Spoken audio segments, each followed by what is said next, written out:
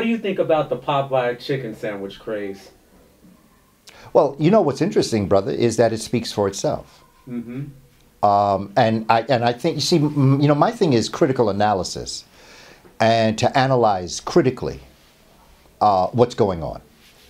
Because first of all, we know that the Popeyes ingredient, how they cook it, came from black folk down there in Louisiana, that Creole. So we know all of the operatives around it. But when you are not, when you have not been introduced to critical analysis and analyzing things critically, many times you come to conclusions that are not in your best interest. When you know that your grandmama and your mama cook better chicken and you enjoy it more, and if you are of Spanish-speaking background, abuela, your grandmother or mommy cook that chicken, cook it down with adobo and all the spices, you know that don't compete. Popeye don't compete with that. When you know you can go to when you can go to a supermarket if you wanted to, or even a live poultry place, and purchase your chicken, bring it home and cook it. It's cheaper. You know how long the chicken been dead, at least. Even in Popeye, you don't know how old that chicken is. That chicken could be older than you, and you don't even know it. And so there are so many things that goes against our making choices like that. It has to be psychological. And so the question becomes, what is the psychology of what has happened to us as a people? And how did they know how to turn those buttons like that?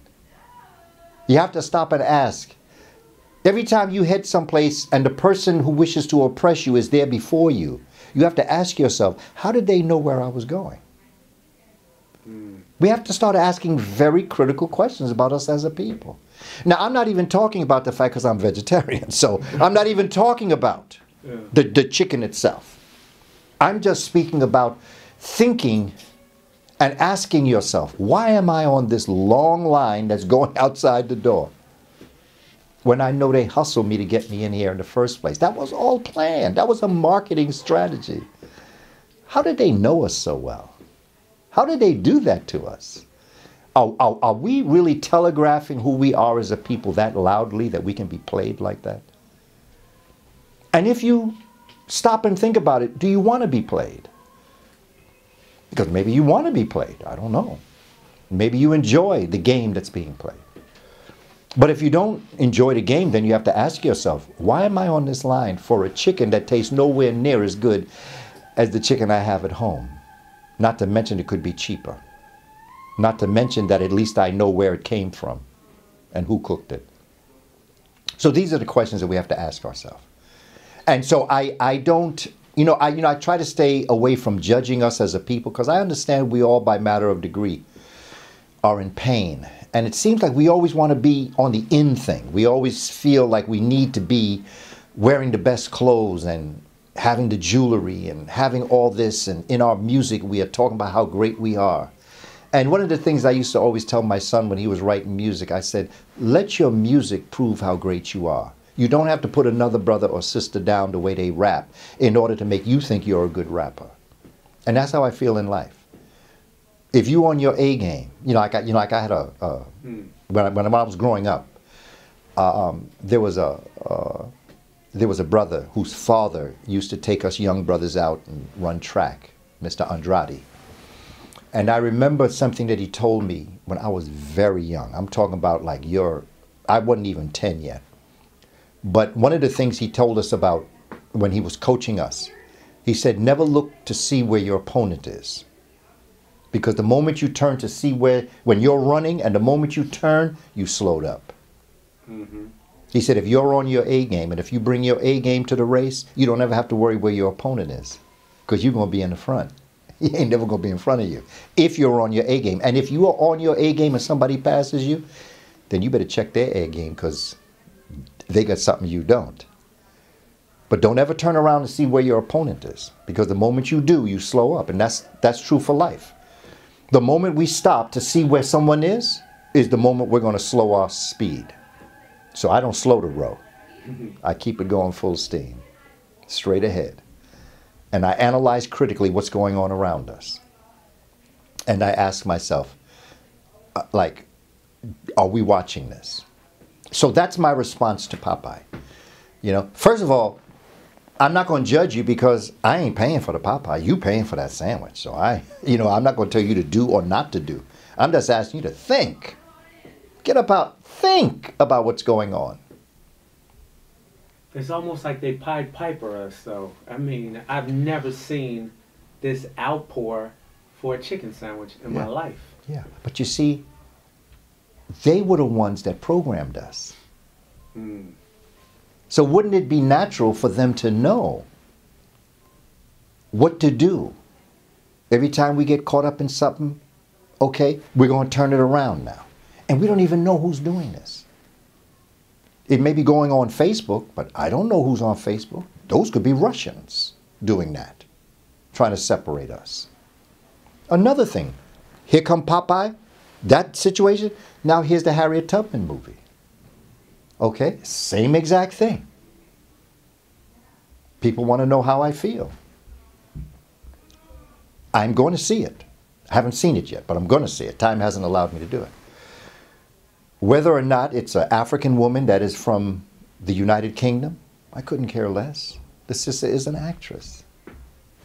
Play your part. You know? Is it fact or fiction?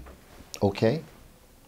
But then maybe if you think it's so much fiction, maybe the people that think it's fiction will do research on Harriet and learn something about her that they didn't know before. So can that be a positive aspect of this movie? And for all the children who have never heard of Harriet Tubman or don't know about Harriet Tubman, this gives them an opportunity to see Harriet Tubman. Richard Pryor once said, "I support anybody black doing anything for black." That's how I feel. There was a payday for all of the actors and actresses in the movie. Okay? Now, people say, well, you know, again, you have the white savior. Okay? That's what I hear. I haven't seen the movie yet, so I don't know. But there is there is a concept where it is the white person that saves Harriet Tubman against the black person. Okay, I don't like that idea. I don't care for that idea. But how you going to sell that movie? How are you going to make those millions of dollars? There's a sociological reality out here. If white folk don't see themselves in the movie, they're not going to go. And if they don't go, you ain't going to make no money. And if you don't make money, you ain't going to make another film. And if you got a problem with it, I take you back to Brother Spike Lee, who when he did Malcolm X in 1992, and there was a lot of black folk came down on him and said, well, you know, you could have put this in Malcolm, and you could have put that in Malcolm, and you know, I'm not too much into this movie because you didn't highlight this aspect of Malcolm. Spike Lee said, then make your own movie. This is my movie. I'm doing my movie the way I want to do it. You have a right to do your movie the way you do. And he said, if you make a movie on Malcolm, I'll go see it and I'll support you. Because that's your view of Malcolm. This is my view of Malcolm. We're in each other's business too much. We all up in each other's business. Get about my business. And focus on your business. Because I belong to a club, I tell it to people all the time, I belong to a club title. It's a long title. I belong to the club title, I mind my own damn business. Hashtag. Hashtag, because the day I started minding my own damn business was the day I realized how much damn business I had to mind. I can't see how we can be in each other's business and be getting our own business together. Man, I wish there was more hours in my day to be able to do the kind of work that I want to do. And I think if we all back up off each other and let everybody breathe, get up off each other's back and begin to really understand what it is that each and every one of us as divine humans has to do on this planet, we'll be all right. Speaking of divisiveness, I see a lot of hashtags on Facebook now. Team light skin, team dark skin. How do we end that, and where did it all start? I have no idea. Those could be Russians doing that. I don't trust Facebook. I don't trust the internet. I remember that beautiful sister, the gymnast. I think it's the one that's breaking all the records. Sounds Simone Biles. Simone Biles. Yeah. And I believe they commented on her hair. Mm-hmm. Okay, about how her hair looked. But I don't know if that was black people did that. I don't know if that was black people talking about her. That could have been white people. That could have been a white man posting that. Talking so that it would divide us up and fight amongst ourselves. I don't trust the internet. I watch, I listen, I see, but I don't trust. Because I know that one of the most powerful entities in the United States of America is the African-American community. And if the African-American community can be kept divided, then the real power, the real energy that changed this country and continues to change this country will never be able to be on their feet. So have them fight and stab and shoot people in Popeyes. Have them fight over the Harriet Tubman movie. I don't know who these people are. And it started 400 years ago when they first brought us here and divided us up. So this is something that they've programmed this into the American culture. That's what's making the American culture fall. It's falling as we speak because it's built on murder and mayhem and destruction and anger and jealousy, envy. It's built on that. And so how can you get anything out when that's what was put in? And when we as a people wake up, and you can disagree. You know, I mean, there are things I disagree with other people on. When you go through all of the people that are out front doing this work, some that aren't even out, there's a lot of them don't agree with some of the things I say and do. I have worked with people I can't stand. And they can't stand me. But it's not about how I feel about you. It's about the issue of moving our people forward. And when we worked together, they would tell me what to do, and there were times I had to tell them what to do. And of course now your emotions set in, and why do I have to do this? I can't stand. But it's not about you. It's about the issue. Whatever it may have been. Normally it was in education, projects that I had to work on in education. And the person couldn't stand me. And guess what? That was a good person. He wasn't a bad person. Sometimes in life, good people don't get along. That's just the way it is. But it wasn't about me. It was about the issue. But we get so personal. Oh, is she weavable or unbelievable? Who cares if she's weaving? You know, I mean, we're caught up in people's personal business. I don't care. I don't care if you straighten your hair. I don't care if your hair kinky. That's insignificant to me for what we have to do as a people. And somehow or other, on the internet, they play us. The light against the dark, you know, the old against the young, you know. Mm-hmm. Come on, man, back up off me. That's the Whittleland syndrome. Mm. That's the syndrome of divide and conquer. And I have no time to be divided from my people, and I have no time for the isms, because isms lead to schisms. Mm. I ain't got no time for no isms. I judge people, as Dr. King said, on the content of your character. Not for all the other things that people judge for. And that's just how I roll. That's how I was brought up. That's what I understand. I dedicate myself to my people. I'm about my people, period. But I'm also about people in general. Mm-hmm. You know, and it's just important that we break through this. Because time is coming. And so when I see divisiveness on the internet, I don't trust nobody. I don't trust who they are. And just because you got a face of a brother with kinky hair, with a dashiki on, it don't mean that's who's sending that message. Mm. That could be a 400-pound white man sitting on the edge of the bed sending that message. I don't trust the internet. And you're not going to play me. And plus, if it's true or not, who cares? Who cares? At what point do you become light complexion? At what point do you become dark complexion? From melanated to less melanated. At what point do you become white? I don't know. Because that step before that, you weren't white in terms of complexion. So what are we talking? We're talking nonsense. And we got to get serious about the work that we're doing. And if that's where you are, I respect you and I love you. I just don't have time to deal with you. I have to work with the people that are ready to make this move. For our children and for those yet to be born. Because I'm thinking I'm thinking 100 years from now. Where are we in 100 years? I'm not just talking about right now. I have a plan. I have 5 20-year plans, of which I would hope I could be at least around for the next one, but who knows? But I'm planning for a time when I'm not going to be here. And that's what our ancestors did on the plantation. The work that they did on the plantation, they knew they wouldn't be free. But they knew if they just continued to struggle, somebody would be free. Us. And look at how we're honoring their work. Is this what they put their life on the line for? Is this why they did the Underground Railroad? Some of the brothers and sisters remained on the plantation just to be able to direct people on the Underground Railroad. There were some African folk that chose to stay enslaved just so others could know how to be free. Come on, man, that's a selfless kind of love that goes beyond description. And look at us right here talking about light complexion, dark complexion. That's nonsense. That's ridiculous. And until we break up out of that, they know they can program us.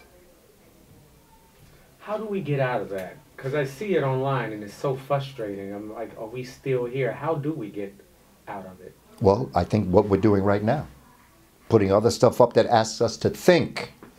Think. Just think. That's how we get out of it. Think. And go deep inside your mind to your plantation mentality. When Massa was trying to separate us, raping our women and making children who were not as melanated as the others and giving them special privileges so they felt special from the other ones. And some of them that were stupid enough to fall for it played it. But there were others that knew better and loved their melanated families more than they loved their non-melanated. And they dedicated themselves to the people that were out in the field, made sure that they were able to do certain things. And they themselves sometimes became a vehicle for freedom for some of them. Just like there was the Sambo that was in the field house that would go up. See, I'm not worried about Uncle Tom. My problem is Sambo. See, Uncle Tom was a hero. Uncle Tom was the one in the big house that would go down and tell the folk in the field what was going on. Sambo is the African that's in the field that's going up and telling Massa what the Africans are doing in the field. I ain't worried about Uncle Tom. Uncle Tom is my hero. It's Sambo, the one that's amongst us, that I'm looking at. But see, we don't know the difference. There are folk out there that are doing very good work, and they are putting themselves in harm's way by working with certain people for our benefit. And then there are some of us, amongst us, who are doing everything they can to unravel what is being done for us. So we have to think. We have to critically analyze and move beyond this nonsense. Don't play me. Don't play me. Don't insult my mama said, don't insult my intelligence. Don't play me. And that's how I feel. If you're on the internet that much that you caught up and you believe everything, you better think. Because that same thing that's making you go there is going to make you fall. Think. A lot of us find comfort in, well, a lot of us find comfort in religion, mostly Christianity. Were we Christians prior to slavery? And if so, how do we become Christians? Well, we started Christianity. You know, the word Christianity comes from charis, which means for the spirit to rise, or the philosophy of resurrection. Christianity existed before Judaism, even though historically we believe Christianity came from Judaism. But that's not how it happened. And again, that's why when you know history and you're able to do things, you can then move beyond that concept. We don't know religions. We don't know how they existed. We don't know how they came. We don't understand Buddhism. We don't understand Confucius. We don't understand Zoroastrianism or Rosicrucian. We don't understand that because a Western civilization has come down. Dr. Wade Nobles,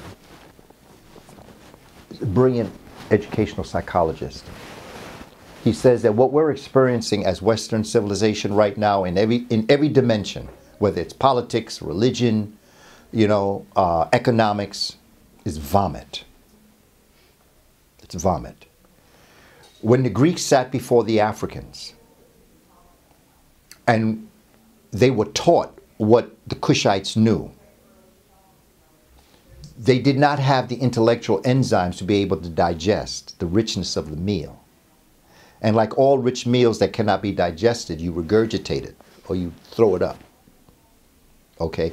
That's what Western civilization is. It's African vomit. But what I say to people, don't throw the vomit out. Definitely don't eat it. Don't smell it. Don't touch it. But examine it. Because in that vomit is the original meal that was cooked by the Cushites.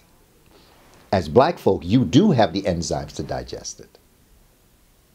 So what we're experiencing as it relates to religion is just, it's an upchuck of all of the richness of the spiritual philosophy that I attempted to put in the book Spirituality Before Religions, the richness of life and its comparison to what happens after this physical life. The mirror relationship between how you ascend into the heavens at death is how you ascend into consciousness in life. They were mirrored with each other. So it just wasn't about death.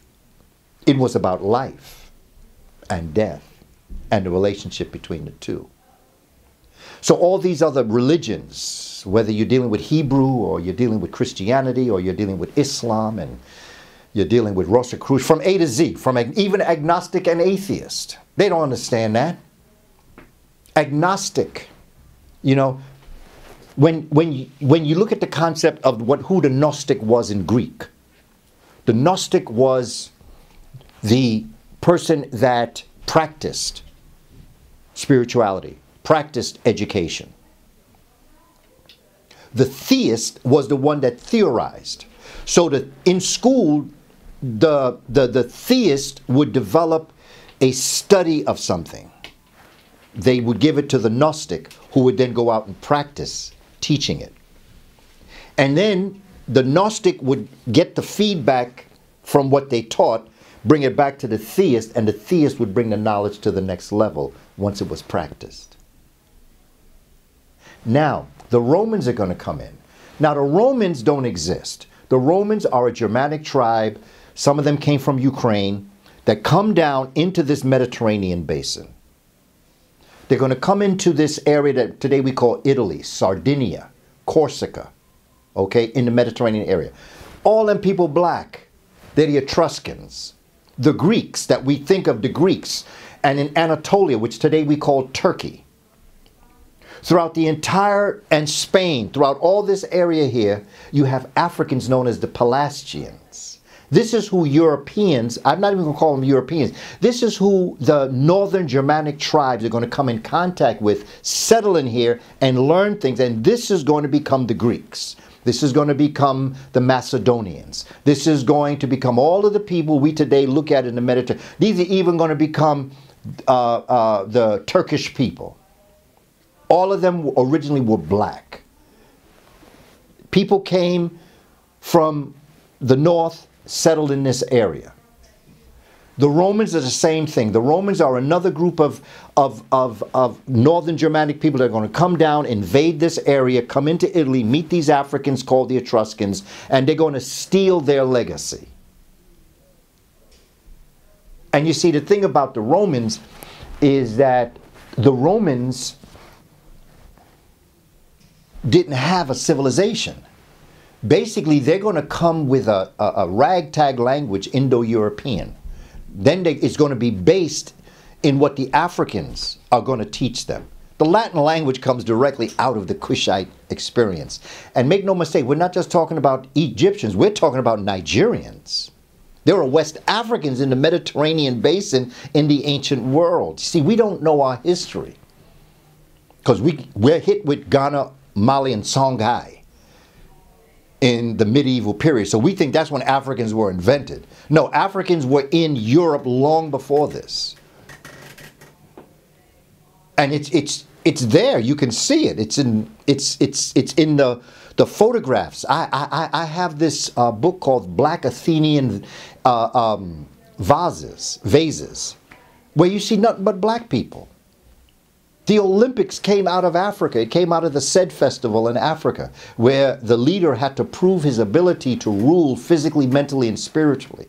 And then out of this, what's interesting, that when we deal with sports, sports came out of military training. In the early world, that's how sports came into existence. When you were training to become physically fit to be able to be in the military, that, like for instance, a shot put, right? The shot put was when you was throwing rocks at people. The discus was when you were tossing different types of elliptical objects at people. Then you had the bow and arrow. Then you had running.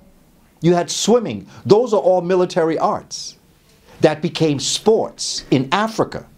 Africans brought it into the Mediterranean basin. Greeks got a hold of it, brought it down a certain level, and that became the Olympics. We don't know our history. We really don't know who we are. And it becomes important, family, that we think. That's my thing. I tell people all the time, I'm not telling you this to believe me. Don't believe me. I'm not here for you to believe me. I've got enough stuff up on my website, enough books in my study guide, enough endnotes in my books that I've written, particularly Spirituality Before Religion, that if you question anything that I say, go to my resource. Check it out for yourself. Don't believe me. I just want to make you think. Yes, Hotep family, I encourage you to look to Amazon for my new book. It's my second book, Spirituality Before Religions. And it explores spirituality before religions existed. And it goes from the very beginning of time, even before the beginning began, unto what we're experiencing today. So I encourage you to go to Amazon and download Spirituality Before Religions.